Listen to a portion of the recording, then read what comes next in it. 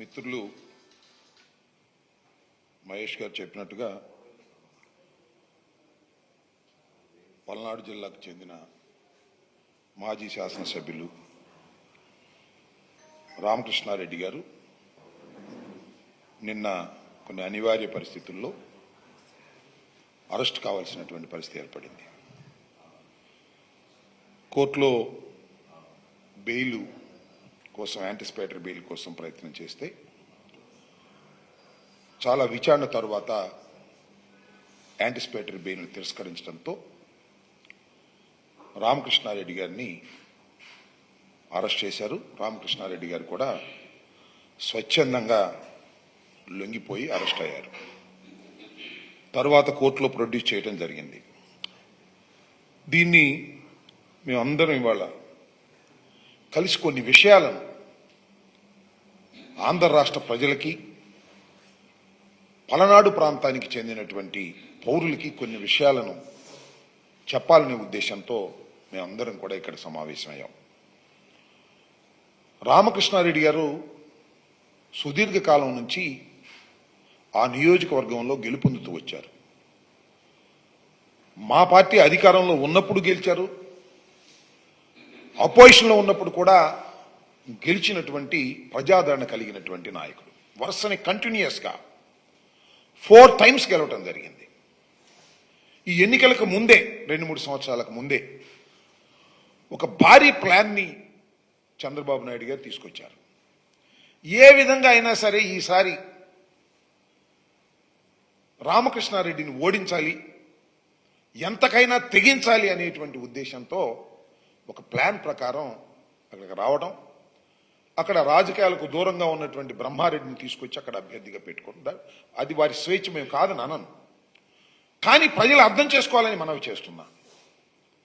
పెట్టి ఆయనకి పెట్టుబడులు పెట్టి ఆయన నడిపి ఏదో ఒక విధంగా రామకృష్ణారెడ్డి గారి కుటుంబాన్ని, రామకృష్ణారెడ్డి గారిని ఓడించాలి, వేధించాలి అనేటువంటి పద్ధతుల్లో ప్రయాణం సాగించారు, రాజకీయ ప్రయాణం. ఎన్నికల్లో జరిగినటువంటి విషయాలు మీకు తెలుసు. ఈవీఎంని పగలగొట్టాడు అనేది టీవీల్లో కూడా వచ్చింది. అది పోలీసు వారు ప్రదర్శించింది కాదు, ఎలక్షన్ కమిషన్ ప్రదర్శించింది కాదు. అది లోకేష్ గారి ట్విట్టర్ నుంచి బయటకు వచ్చింది. మరి ఆయనకు ఎందుకు అలా వచ్చిందో,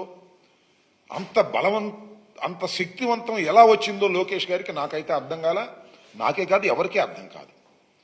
ముందు ఆయనకు వచ్చింది అది విజువల్, దాన్ని ట్విట్టర్లో పెట్టారు. ఆ ట్విట్టర్లో పెట్టింది చూసి కేసు పెట్టారు. ఈ కేసు అనేది it is purely bailable case. ఆటోమేటిక్గా 7 సంవత్సరాల రూపశిక్ష పడేది కాబట్టి పోలీస్ స్టేషన్లోనే బెయిల్ ఇచ్చేస్తారు. అలా ఉండటానికి వీల్లేదు. ఈ కేసు పెట్టినా అతనికి బెయిల్ రావడానికి వీల్లేదు అనేటువంటి ఒక దురుద్దేశంతో 307 కేసు పెట్టారు. 1 కాదు 2 పెట్టారు. ఎవరు పెట్టింది? ఒక పోలీస్ ఆఫీసర్ కంప్లైంట్ మీద పెట్టారు. ఆ పోలీస్ ఆఫీసర్ ఎప్పుడు కంప్లైంట్ ఇచ్చాడు? ఇన్సిడెంట్ జరిగిన 9 రోజులు కంప్లైంట్ ఇచ్చాడు. 9 రోజుల తర్వాత కేసులో పెట్టారు. What is this? అర్థం కావట్లేదు. ఇట్స్ ఫ్యాబ్రికేటెడ్ అని. సంఘటన జరిగితే ఆ సంఘటన జరిగిన తక్షణమే నన్నో లేకపోతే సంబంధిత రామకృష్ణను ముద్దాయిగా పెట్టి కేసు రిజిస్టర్ చేస్తారు. కానీ సంఘటన జరిగిన 9 రోజుల తరువాత 307 బుక్ చేశారంటే ఆ డిలే అంటే చాలా కింద నుంచి పై దాకా మాట్లాడుకున్నారు, ఫోన్లో మాట్లాడుకున్నారు, లోకేష్తో మాట్లాడుకున్నారు, చంద్రబాబుతో మాట్లాడుకున్నారు, అందరితో మాట్లాడుకున్న తర్వాత ఈ ఈవీఎం కేసులో అయితే ఎమ్మటే బెయిల్ వచ్చేస్తే రామకృష్ణారెడ్డికి అలా కుదరదు, 307 2 పెడదాం, అప్పుడు బెయిల్ రాదు అనేటువంటి ఒక దురుద్దేశపూర్వకంగా, కుట్రపూర్వకంగా 307 2 పెట్టించారు. ఇది ధర్మమేనా అని అడుగుతా ఉన్నా, ఇది న్యాయమేనా అని అడుగుతా ఉన్నా. సరే, కేసులు పెట్టారు, ఇవాళ అరెస్ట్ అయింది, చట్టం తన పని తాను చేసుకుపోతుంది, మేము చూస్తాం, మాకు న్యాయస్థానాల మీద గౌరవం ఉంది. ఇవాళ మీరు అరెస్ట్ చేశారు, కోర్టులో ప్రొడ్యూస్ చేశారు, కోర్టుకు మేము వెళ్తాం, జిల్లా కోర్టుకు వెళ్తాం.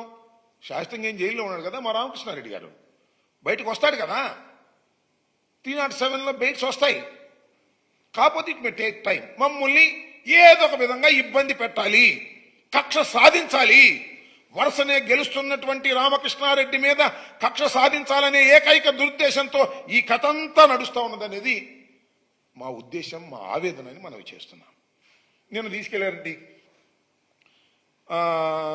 మొన్న మా నాన్నగారు చెప్పాడు, ఒక ఫేక్ న్యూస్ ఫ్యాక్టరీ, ఫేక్ న్యూస్లన్నీ కూడా కలిసి ఆ ఫ్యాక్టరీలో రిలీజ్ చేస్తుంటారు. రామకృష్ణారెడ్డి గారిని అరెస్ట్ చేసి సొంత కారులో తీసుకెళ్లటం పట్ల విమర్శలు వచ్చాయంట.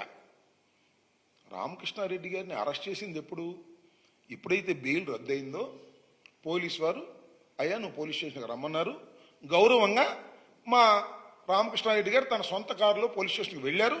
వెళ్ళిన తర్వాత అరెస్ట్ చూపిస్తారు, అరెస్ట్ చేసి తీసుకెళ్ళలేదు, అరెస్ట్ చూపిస్తారు.